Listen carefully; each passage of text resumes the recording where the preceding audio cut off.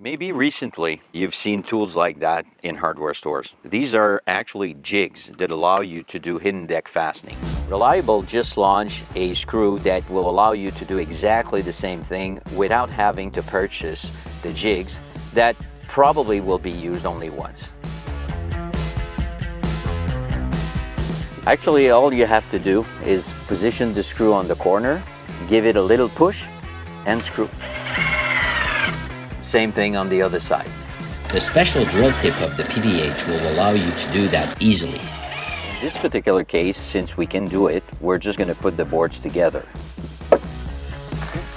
Jigs need gaps to work, and they can get pretty wide with time. With the PVH, don't worry about it. Put the boards together, do one side, come back on the other side. You will save a ton of time. The wood will shrink anyway as the sun hits it, and you'll wind up with the perfect gap. The Pwr Drive PVH, quicker, less expensive, but with the same awesome look.